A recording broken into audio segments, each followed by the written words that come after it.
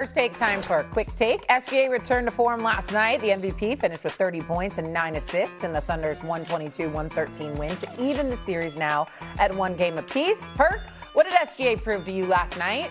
That he showed the world why he's the MVP, reigning finals MVP. Showed everybody why he's still considered one of the best, if not the best players in the world. And what he did was, Shea, he did it on both ends of the floor. Shea don't get enough credit for what he does defensively. Like, he's not afraid of the moment. He's not a liability. He's a hell of an underrated rim protector and shot blocker. And what he did was he went out there and he bounced back and he got his 30 piece. And look at that. And so, Shea, now I feel like we have a little bit of recency bias as we're like, look at the Thunder on their heels. We'll see what happens as the series shifts now to San Antonio. But Game 2 of the Eastern Conference Finals is tonight at 8 Eastern on ESPN. Things tip off with the NBA tip-off at 7, and then you can also stream the game on the ESPN app. Speaking of the Eastern Conference Finals, here's Brunson yesterday reflecting on that epic Game 1 comeback. I think the more of the first 3 quarters is a bigger takeaway. They were playing great basketball, had us on our heels, and just gotta give them a lot of credit. Obviously, we played well in the fourth and overtime, but we got to come out ready to go. Honestly, I think we did. It was the middle, second and third quarter where we let go of the rope. So that's our biggest takeaway. Gotta come out ready to go. The Kid Mero joins us now here on First Take. All right, hello. Hey, how good you to doing? see you again. Hello, America. How important is this Game 2 now for the Knicks? Hold on, Shea. What that face for? Yes, Why are you making that Why face? is he looking at? We had a conversation about the wardrobe, my brother. We'll talk about it. We had, I mean, you making some money, you look good. You understand what I'm saying? You're on national television, everybody look. I mean, you dressing for the Knicks game. The Knicks play tonight, not this morning. Listen. We talk about. I mean, you fly guy in the whole bit. You look good, brother. I mean, what's up? What's up? You know what? What is up? I thought I came Easter fresh. I came in the pastel, you know what I'm saying? Easter was like a month ago. Yeah, but I'm ready for, maybe not church, but the after, you know what I'm saying? All right, you be. I'll be in New York now. I'll be in New York next week. Take some time out of your schedule. We gonna go shopping. Okay, Stephen, I appreciate you. Listen. Well, he gets a suit, huh? He gets a suit. Take him up on I that. didn't say a suit. I've been asking for one for 5 I'm gonna treat years. you to a suit, Big Perk. I'm gonna treat you to a suit. I treat him to a blazer. Shay, you can get whatever you want. Let's get That's refocused. a lot more fabric over there. Okay. Let's get refocused on tonight's Game 2, please. How important is it tonight at the Garden? Game 2. It is extremely important, okay?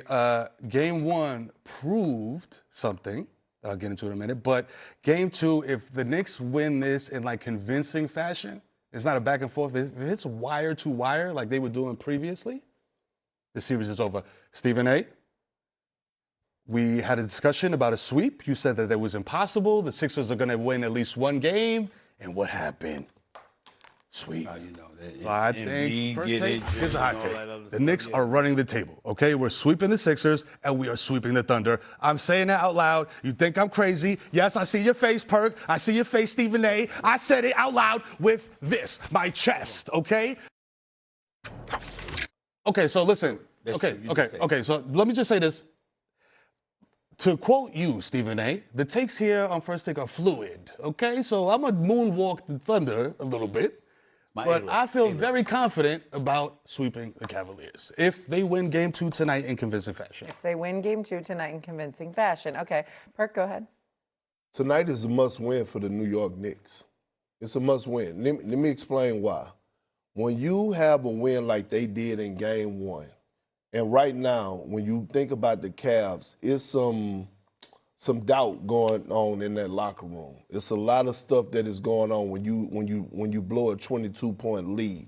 And if you come out, if I'm the Knicks, I'm coming out and I want to smash the gas on them, beat the brakes off of them, and just snatch their souls because they don't know if they're going or coming. They don't know. Kenny Atkinson don't know if he needs to make decisions. Matter of fact, the moment was so big in Game 1, Kenny Atkinson forgot he had timeout.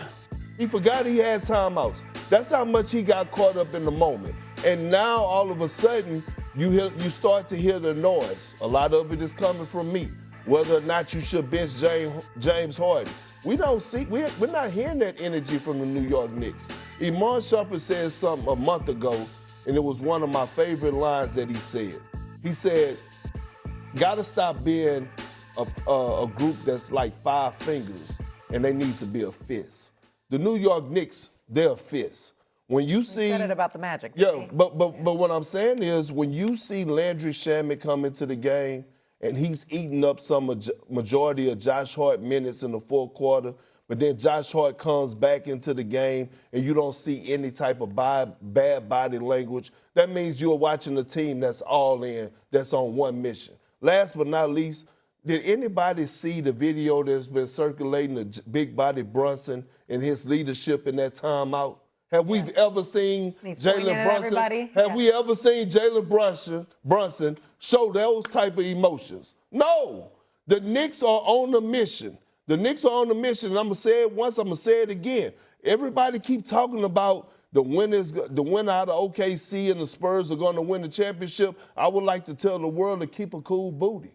Do not sleep on this New York Knicks team because they're gonna win this series, but this team has a legit shot of winning the NBA championship. A legit shot.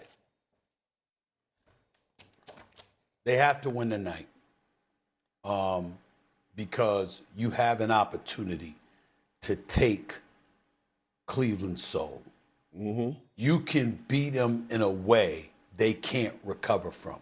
To lose the way that they lost to the other night, if the Knicks come back having worked off the rust that they were clearly experiencing for the vast majority of game one, and they stomp the Cleveland Cavaliers, they put their foot on their necks, coming out in game two, it's a wrap. Mero, you might be right.